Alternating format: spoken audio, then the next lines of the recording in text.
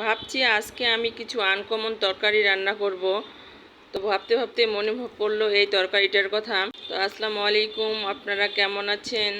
আলহামদুলিল্লাহ, আপনাদের দোয়ায় আমি ভালো আছি। আজকে আমি কাঁঠালের তরকারি রান্না করব। এটাই হলো সেই কাঁচা কাঁঠাল। কাঁঠালটা একদমই কাঁচা। তো এই কাঁঠালটা আমি সুন্দর করে কাটবো, কেটে রান্না করব। তো কাঁঠালটা আমি কেটেও নিয়েছি, আসলে কাটাটা দেখানো হয়নি। তো এইভাবেই কাঁঠালের ভিতরে যে রোয়া থাকে সেই রোয়াটা শুধু আমি নিয়েছি, তার সঙ্গে কয়েকটা বিচিও নিয়েছি।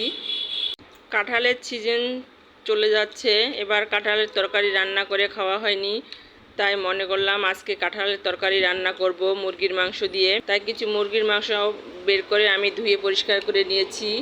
এবার আমি কাঁঠালের রোয়াগুলো সুন্দর করে ধুয়ে কড়াইতে উঠাবো ভাপ দেওয়ানোর জন্য। কাঁঠালের রোয়াগুলো হালকা ভাপ দিয়ে নামাই নিতে হবে। তো সব ঢেলে দিলাম কড়াইতে।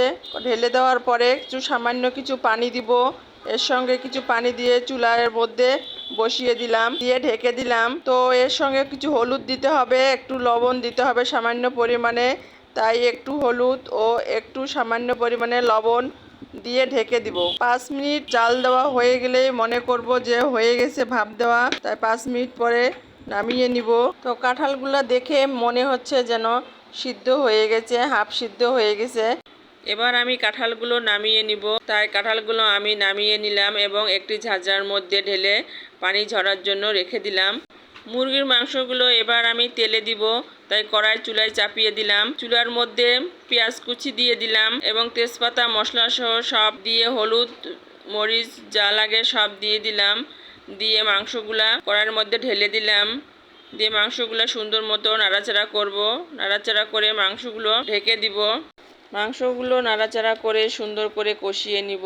মাংসগুলো কয়েকবার আমার কষানো হয়ে গেছে এবং কালারটাও সুন্দর হয়ে এসেছে।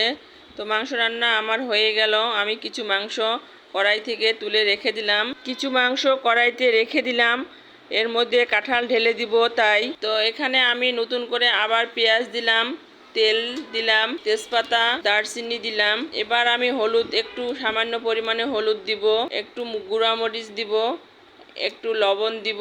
দিয়ে আমি নাড়াচাড়া করব, সুন্দর করে কষাই নিব মশলাগুলা মাংসর সঙ্গে। কষানোর পরে একটু পানি দিব। আর আমার সিক্রেট সেই তৈরি করা মশলাটা 1 চামচ আমি দিয়ে দিলাম। দিয়ে সুন্দর করে নাড়াচাড়া করব, করে একটু সামান্য পরিমাণে পানি দিব, কষিয়ে নিব।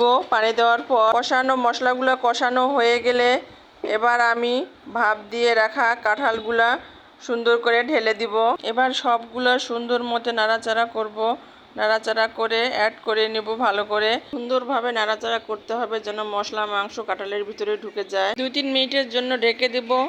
এবার ঢাকনা তুলে মাংসগুলা আর কাঁঠালগুলা আমি সুন্দর করে কষাবো। একটু পানি দিয়ে দিলাম, কষাই নিব, নাড়াচাড়া করব সুন্দর করে। এবার ঢেকে দিব। আবার 2-3 মিনিট পরে ঢাকনা তুলে দেখব যে সিদ্ধ হয়ে গেছে। আমার রান্না প্রায় শেষের দিকে। তরকারিটা আমার গাঢ় হয়ে আসছে, তরকারির কালারটাও সুন্দর আসছে। তো এবার তরকারি নামিয়ে নিব। তো এই হলো আমার তরকারির ফাইনাল লুক। তো আপনারা সবাই কাঁঠালের তরকারি রান্না করে খাবেন, এভাবে দেখবেন মুরগির মাংস দিয়ে বা গরুর মাংস দিয়ে খেতে খুব টেস্টি, খুব মজা লাগে।